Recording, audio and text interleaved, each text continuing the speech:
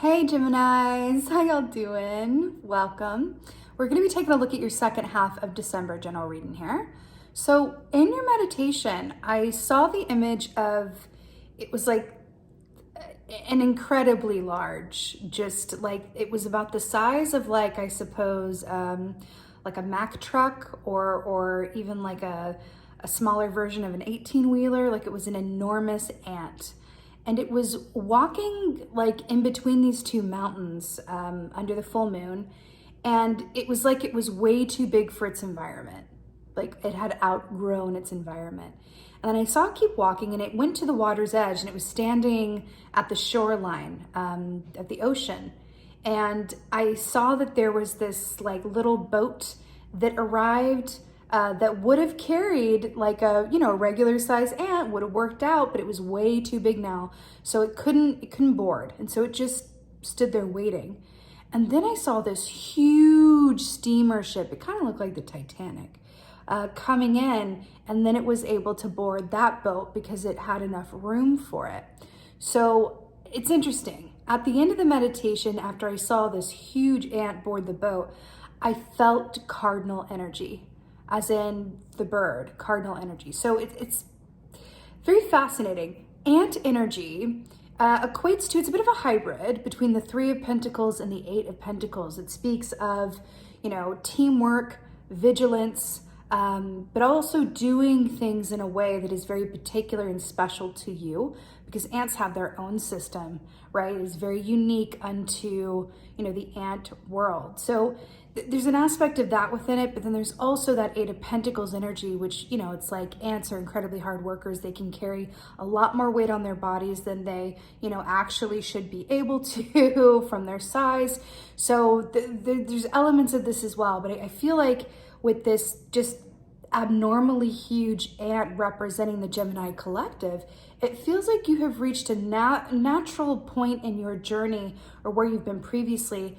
It could relate to your work or your home situation because we're looking at, it's Pentacles energy, right? The suit of the merchant deals with your physical experience, where and how you live, your ability to earn money and live well from a material, viewpoint, and feeling good about the work that you do. But it really feels like you've outgrown where you've been. And it feels like you are, there's this waiting period, and not long, but a waiting period for your ship to come in. Have you ever heard that phrase? It's like, I'm waiting for my ship to come in. And there you were, waiting for the right ship to come in that could hold you and have space. Now, cardinal energy is very much about community and love-based partnerships. So it's aligning with other like-minded people that really see you for you, that get you. There's a natural symbiosis, right, with cardinal energy, where it's like, wow, I feel like I'm with my tribe. I'm with people that appreciate the work that I do, that appreciate the way I go about doing it. I feel seen, I feel respected being the key word, and I feel like I do my work and then I'm compensated for it. And that just feels really, really good. I feel like I'm getting the respect that I've been missing, or I'm getting the pay that I deserve, or I'm getting to a point in my path where I'm ready for bigger and better things. Feels really, really nice, Gemini, really, really nice. So there's another aspect of cardinal medicine as well, because it has that, the cardinal, point to it, which says like your cardinal direction, right? Just like a ship might follow like a North Star. You're exactly where you're meant to be. Like it's a bit of like a Hierophant energy. You're exactly on your right path. You're exactly where you're meant to be. You're at the correct waiting point. You chose the right ship to try to get on. It's like you're exactly where you're meant to be. So it does feel really, really good, Gemini. It really, really feels like you're on to something, and something new is coming, and a transition point. You could even look at it as like a Six of Swords energy, really. So with that being said, really, really fascinating. Let's go ahead and see what your cards say. Hey Geminis, let's go ahead and see what your animal energy is for the second half of December. Animal energy for, oh, brilliant. Okay, this is perfect. So we have the hawk. So first of all, air energy, you being an air sign, whenever you get an animal at the top that is of your same element, that's always very auspicious. So we're looking at an auspicious time period for you for the second half of December, which feels really, really nice. Also, This represents Two of Wands energy, and we're looking at the second half of the month. So I feel like that's a nice tie-in for you as well. You know, Two of Wands is very much about creating and setting and firming up your foundation. It's that energy of staying ready so you don't have to get ready when that Three of Wands comes along and promotes you, right? From where you are to where you're going, to bigger and better things. That's why it's so perfect this is coming up for you within the context of your meditation.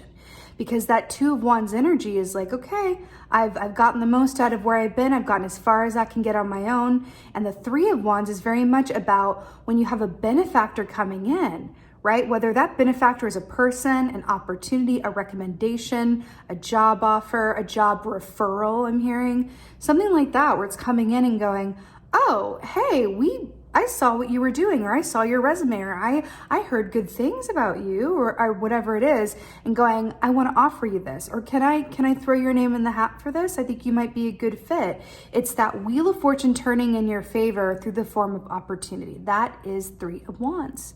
So I like that that's coming up for you in this way, because in the meditation, you, as that big ant, we're in a Two of Wands position, waiting at the shoreline. You were waiting and waiting and waiting. You said no to that little boat. If you tried to get in it, you would have drowned, right? Waiting for that big ship to come in that was just for you, Titanic sized. Yeah, it didn't meet the best end, but I feel like the point is like the size of the size of the boat, right? So there's something in that for you. Also, hawk medicine is really brilliant because it speaks to the power of observation. Right? Hawks are able to see things incredibly well, but what makes them so special is that they're able to see the finer points and details from way high up, right? So they're able to see the big picture and the smaller picture. So it's really brilliant, this energy for you. You know, also with Gemini energy, this feels like it's right in your home base of your own natural attunement to being able to see both sides of something. Two of Wands, everything has at least two sides. Right? So it's like your vantage point. You're able to see more than one option, more than one potential, or I feel like you're finally being able to see it. And maybe this has been a long time coming, maybe not, but I feel like you are in a position when you're finally able to see the other side of something. So it could be some time that it took you to get to this shoreline, and now you're finally able to stand in this clearing and look for what's coming next. So this could be an aspect of you, you know, like kind of like taking it day by day, or just looking at things from a, you know, moment to moment perspective, which is brilliant, but it feels like the view expands and you're able to like tie up some things, knock some things off that list, whether it's a to-do list or things that were concerning you or taking up your brain space, taking your energy, right? Because wands connect you to, you know, your soul purpose. Why are you here? How does the work that you do relate to your soul purpose? How do you feel about, you know, your time here and what you're doing? Do you feel accomplished in yourself? And that doesn't say that you have all the money in the world, all the acclaim in the world. This is a feeling that's based around you taking the actions that you're inspired to take and feeling good as a result of making that effort. It's not about what happens as a result of those actions. It's the doing of it. Right? And so I really like that that's coming up for you in this way. It feels like, it does feel like it's been, you know, a long time coming in a way. Okay, let's talk. You've got King of Cups in reverse, but I like this for you. So in the upright, King of Cups is about emotional equilibrium. He's about balance. He's about being able to, you know, weigh what he can observe from an intellectual place with the emotions that he's getting, with his intuitive feelings. There's also, with this beaver energy, beaver medicine is another hybrid energy where it's, yes, it is King of Cups energy, but it's also Eight of Pentacles energy. Interesting, because that was coming up in your meditation with the ant. Remember, it's that Eight of Pentacles is hard work and talent meeting up with divine opportunity. So there's something coming in this for you. But it's also, the beaver is about not just doing the work that you get paid for, that you want to be paid for, but it's about the work, as in the personal work of soul growth, bettering yourself, right? So the fact that this is coming, and we have the water here as well in the dam, right? Obstacles, right? It's interesting because the fact that this came up in reverse is very revealing. Did you know that the King of Cups is also referred to as the dream maker. He is who makes dreams come true. He's able to take an idea or an intention and actualize it into a reality. If you think about who comes before him with the Knight of Cups, the Knight of Cups is the dreamer, really good at dreaming up things, right? Maybe not always best on the follow through, which is why he's not known as the most reliable knight. He's in for a good time, but you know, he may not, you know, stick around and see it out when things get a bit complicated or difficult, right? The King of Cups is a graduation of that energy and said, I've matured, I've gotten to the point where, you know, I can dream these dreams and put in the hard work that it takes to see them come to fruition in light. Now, what I am getting from this being in reverse for you is that you have done the work to get to where you are. There's nothing else for you to do except stand at that shoreline and just wait for that new ship to come in. It's like you are tying up something. You are reaching a certain precipice or a natural conclusion point where you're going into the new year with a very different reality, right? Feels really good, Gemini. Feels really, really good. Now, traditionally speaking, the King of Cups, I would be remiss not to mention that the King of Cups in reverse in other contexts is someone who's very emotionally immature, emotionally unstable, who's very deceptive, who, you know, approaches matters from the place of like, I want this, I don't care what you want. It's like an emotionally immature child. Is when the King of Cups in reverse. So you could have people like that in your surroundings or your energy, which could be an aspect of that cardinal, finding your best community, where you're kind of leaving behind. Maybe you've outgrown certain relationships or certain dynamics or certain patterns, and you're going, okay, I'm ready for something else. I'm gonna wait for my ship to come in because I've outgrown this. So this could be an aspect of outgrowing people around you that embody this energy, or an aspect of yourself that maybe even felt so overwhelmed by your emotions that you weren't able to bring them into, you know, equilibrium so that you could actually benefit from them, as opposed to feeling overwhelmed and confused by them. Okay, let's see what else is going on. Ooh, yeah! Look what's on the bottom. Chariot energy with that beautiful orca there. So the tagline for Orca energy is navigate with purpose, which takes me to that ship and the navigation system and the North Star. It's really interesting. Wands, also about your purpose. Well, hello there. I love that you have the sun in this way, that the King of Cups in reverse and then the sun. I mean, this is about happiness, good health, illumination, satisfaction, and being able to take a deep, deep, deep sigh of relief and truly being able to exhale. I feel like for some of you, you have been holding your breath around something for quite some time, right? When we hold our breath, what is that? It's a holding a breath of like anticipation, or like waiting to see what's going to happen next. If you think about it, it's like, and this feels like for you, you're going from to right? With the sound effects. This just feels like that, like waiting to exhale, honey. Like that's what this feels like for you. Also, Lemur medicine is really brilliant because Lemur medicine is a bit like Two of Swords in a way, where it's bringing together your head and your heart to really hear what each has to offer you, right? It's assuming the Two of Swords position by being silent and still and really open, right? So it speaks of being in a certain place of receptivity. And I feel like maybe for the first time in a while, you have the energy and the state of mind to truly be receptive in some way, shape, or form. I also feel like there's an aspect of gratitude here that I feel like is like tugging on my sleeve a bit, like, hey, mention, like there's a deep feeling of gratitude permeating with this energy with the sun as well. It's like, oh, I am so grateful. I'm so grateful.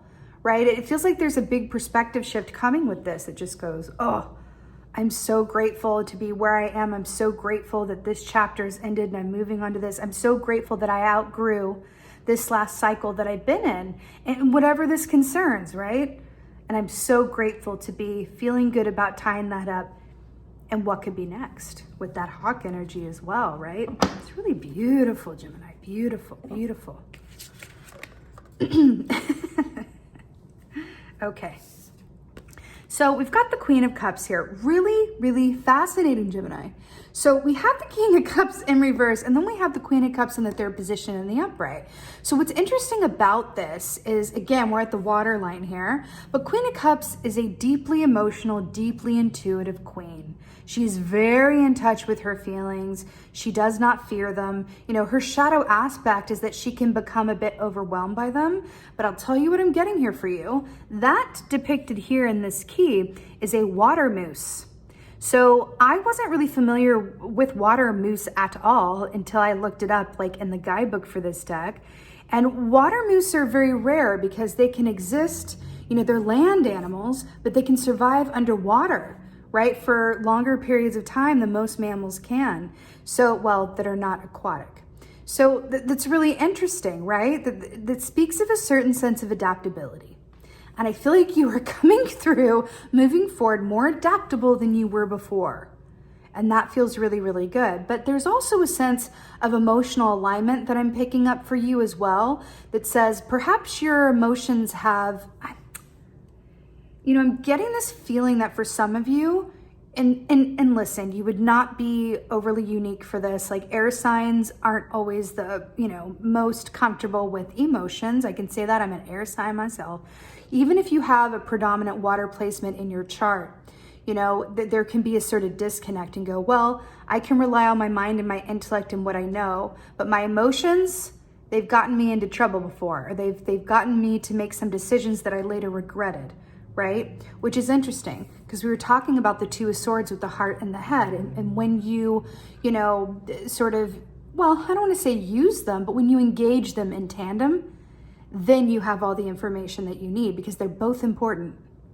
And I feel like for you here, there's a certain emotional freedom and access that's coming as a result of this gratitude, of this relief, of shifting into this new place, environment, opportunity. And I'm hearing for some of you, community, right? It just feels like you're able to fully just deep dive. What's really interesting as well is that the water moose can't breathe underwater, right? It's not aquatic, but it can hold its breath for a long time. Remember how we were talking about holding your breath and then exhaling?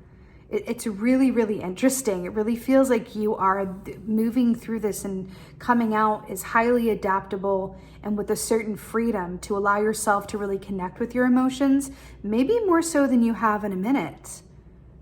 Like it feels like there was a disconnect from emotion. You did get King Cups in reverse and going into like feeling like, oh, this gratitude is making my heart feel really alive and active, and it feels really nice to engage with it. I feel like your emotions are like overflowing. Do you know the kind of tears you cry when you're just so happy? Like it's happy tears, or just gratitude to the point where you just feel, that's what this feels like. And it feels like it's a detox that has been a long time coming. It feels really, really, really, really, really, really good. Let's get some advice, shall we? Get some advice for Gemini. Right. So your advice is Seven of Swords. I always love when this comes up as advice because it's very simple. Get out of your own way. That's what Seven of Swords is. Seven of Swords is self-sabotage. So when this comes up as advice, it's really about understanding that anything lurking in the corner, anything that is right out of your, you know, your view or your sight, those aren't actually real. It's actually you. That's like a perfectly docile wolf minding its business. That's a perfectly docile like barn owl in there just living its life. But your perspective is casting in the light of like, you know, demon animals in the woods that are going to try and eat you. So you need 7 swords to protect yourself. And it's not true. Really, if your perspective is in alignment and you're not in your own way and being affected by, you know, the past or fear, right? Then you can just put those swords down, take that cloak off, and just have a nice stroll through the woods. And it comes down to perspective in that way too. You know, it's interesting because when this is your advice as well, we're looking at, you know, perhaps having a 7 of Swords mentality served you in the past. And I mean that because we develop ways to survive in any situation or dynamic that we're in. And I feel like for a group of y'all, the 7 of Swords energy was developed as a survival mechanism or a way to handle either yourself or someone else around you, where you needed to be in a certain state of vigilance or awareness, because there was always this part of like, can I trust this? Or what are they going to do next? Or am I gonna really follow through with this? Can I trust myself to do what I want to do and align with my best reality? Because I'm, my habits, I know that they're not leading me to where I want to be, or my thought patterns are really, really getting in my own way and keeping me from enjoying my life. Whatever this is for you, really take the time to be in that hawk energy and observe yourself during this time. Observe yourself, check in, observe yourself, and say, what are the ways or the survival mechanisms that I have adapted to survive or just get through or not be harmed in the past? And then ask yourself if they're going to really serve you moving forward, because you've outgrown this. You've outgrown this in some way, and you're being invited to really recognize that and not take an old way of thinking, doing, or being, or self-sabotage into this new cycle. Remember, that big boat coming along has no room for these Seven of Swords, right? All right, let's go ahead and get to an oracle. I'm feeling like wisdom of the hidden realms. Wisdom of the hidden realms. Ah, beautiful. So we have the chess queen, trust, strategizing. So this is really brilliant because this does, it's tying in back to the hawk energy of the Two of Wands of, preparation and being ready. Trust, strategizing. I don't play chess personally, but I do know that a major aspect of it is thinking ahead and thinking beyond like what the next person is going to do so that you're prepared and ready for it, which is tying right back into that Two of Wands energy. So I do feel like you are being called to connect inwardly around the Seven of Swords, but also within your emotional base. And during this time when you have a little bit more relaxation and freedom, because that's what I'm feeling for you, some relief, it's a really beautiful time to think about what could be ahead for you, so that when your equivalent of the big ship comes in, you can recognize it and be there to board it. So it's really beautiful. I also feel like you have a strong suit for strategy and for thinking about things analytically. That's Gemini energy all day, every day. And I feel like that's going to serve you if you use it for positive purposes and not getting in your own way, worst case scenario thinking about how to survive or stay safe or stay one step ahead. What if you used it for a whole other aspect and going, what could I be? What could I accomplish? What levels could I ascend to? What kind of community could I align with? Right? And using that superpower that you hold within you inherently, like for good, right? For your own betterment and advancement, and from a love-based place, because that's heart chakra with the Queen of Cups as well. I feel like you're being invited to shift to more love-based decisions moving forward into next year, as opposed to fear-based decisions. And I feel like that's part of why the Seven of Swords is coming up to be released as your advice. Really beautiful, and honestly good advice for everybody, right? That being said, I so hope that this helps and resonates. If so, let me know in the comments below. I absolutely love reading your comments. And just thank you so, so much for being here. I'm wishing you a very happy and blessed second half of December. And lastly, and most of all, and as always, Geminis, thank you for being you. And be well. Until next time.